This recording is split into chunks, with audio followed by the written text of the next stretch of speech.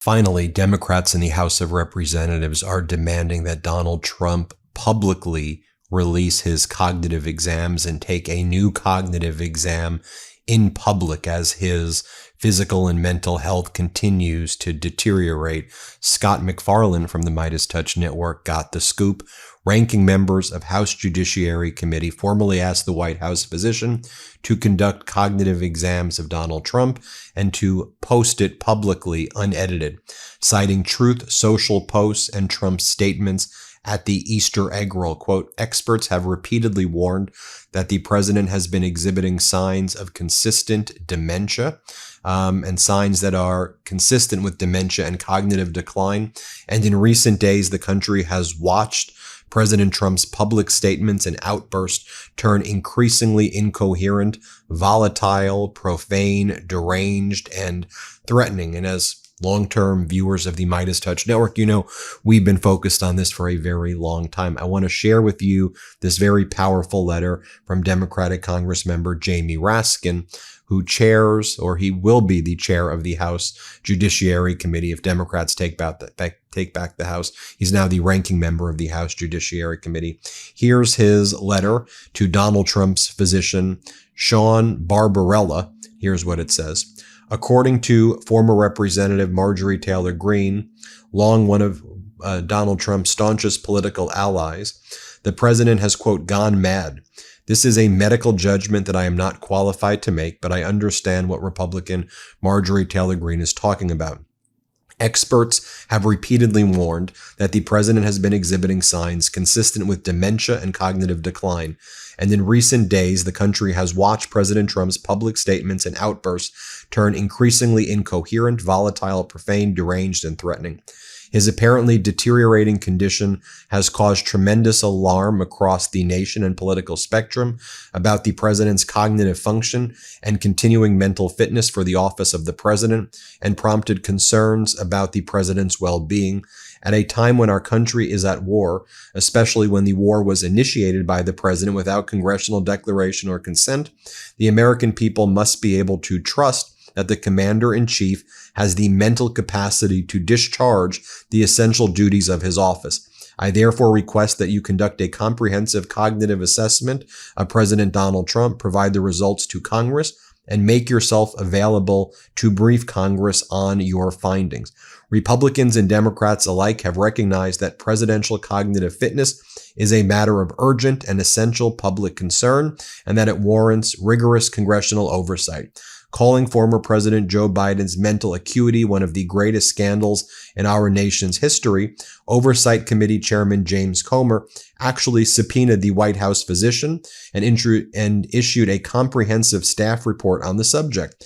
Judiciary Committee Chairman Jordan declared that the president, who is not cognitively fit, isn't fit for office. I trust that both chairmen will stand by his important principle today, with the country in an uproar over the president's recent fulmination and mad threats. President Trump's recent behavior has raised unsettling questions about his mental state. On Easter Sunday morning, the 79-year-old president of the United States posted the following message on Truth Social at 8:03 a.m. Tuesday will be Power Plant Day and Bridge Day all wrapped up in one. In Iran, there will be nothing like it. Open the fucking straight, you crazy bastards, or you'll be living in hell. Just watch. Praise be to Allah. The post combined vulgarity and profanity, unprecedented threats of mass civilization destruction, and a sarcastic invocation of Islam on Easter morning, a bizarre display that shocked tens of millions of Americans and astonished observers across the political spectrum. Then, at the White House Easter egg roll the following day, the president, flanked by the Easter Bunny and surrounded by hundreds of children in pastel dresses and bunny ears, launched into an inexplicable rant about the Iran war, describing bombing missions, downed fighter jets, and rescue operations to an audience of small children. He then told the assembled children that he could sign autographs and the kids could sell them for $25,000 on eBay before descending the White House steps with labored physical difficulty, gripping the First Lady for support, and displaying visible dark bruising on his right hand. On Tuesday morning, the president dramatically escalated his disturbing rhetoric with the following post on Truth Social. A whole civilization will die tonight, never to be brought back again. I don't want that to happen, but it probably will.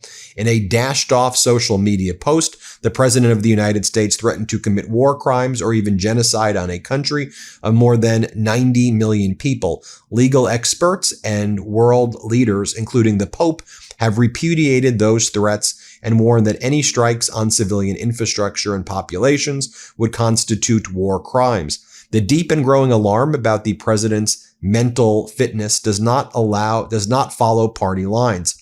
Some of the president's most prominent allies and former allies have been sounding the loudest alarms of all.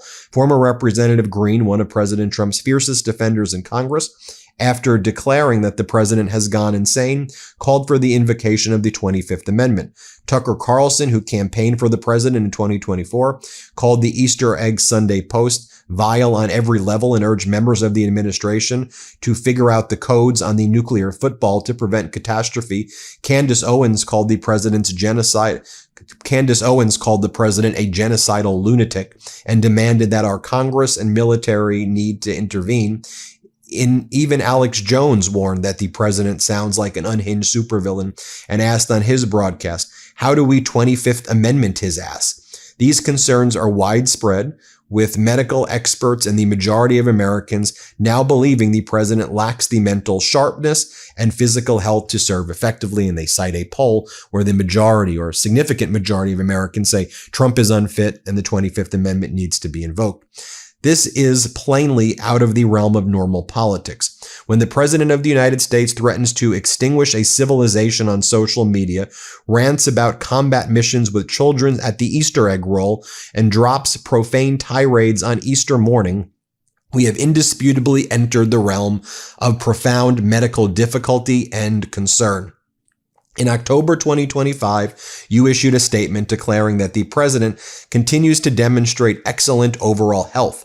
In light of the president's extreme behavior over the past week, to say nothing of his conduct in office more broadly, the public must know whether you will stand by that assessment. As Republican congressional leaders have repeatedly said, the American people deserve to know whether our president is mentally capable of making life or death decisions that his office demands. Accordingly, no later than 5 p.m. on April 24th, 2026, I insist that you 1. Conduct comprehensive neurophysical assessments of the president, including a formal cognitive screening instrument, and publicly release the results. 2. Provide a detailed report on president's current mental and physical health status, including any medications that he is currently taking and their potential cognitive side effects. And 3. Make yourself available for a briefing under oath with members of the committee on the results of this assessment. I look forward to your prompt compliance with this important and urgent oversight request. Very truly yours, Jamie Raskin, ranking member,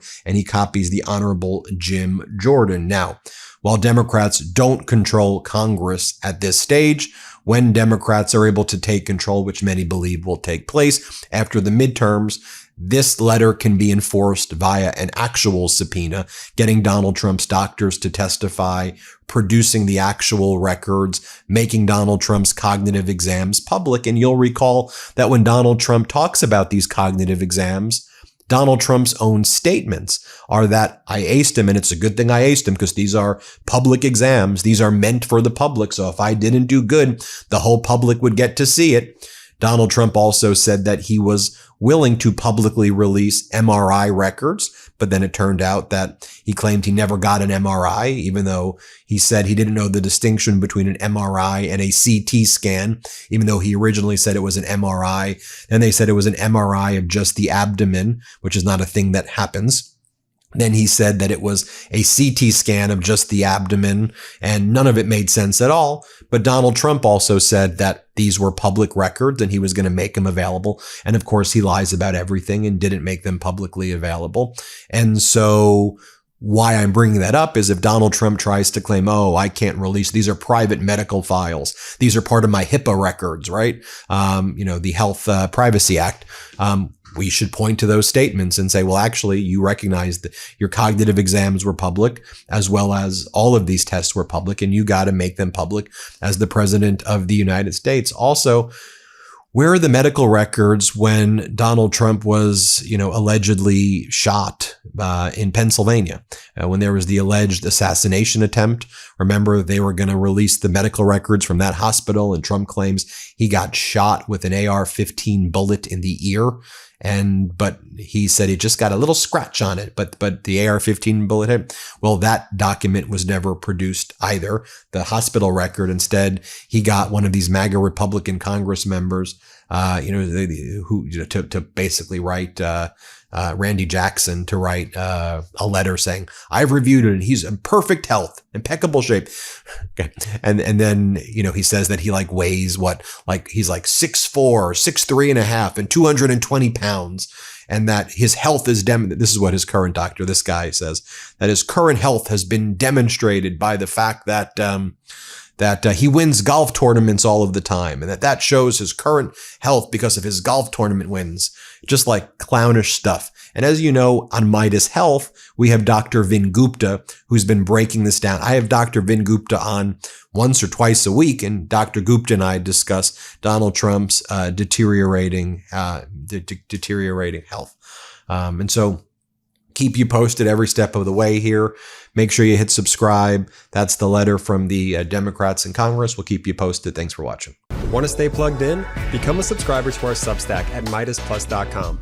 You'll get daily recaps from Ron Filipkowski, ad-free episodes of our podcast, and more exclusive content only available at MeidasPlus.com.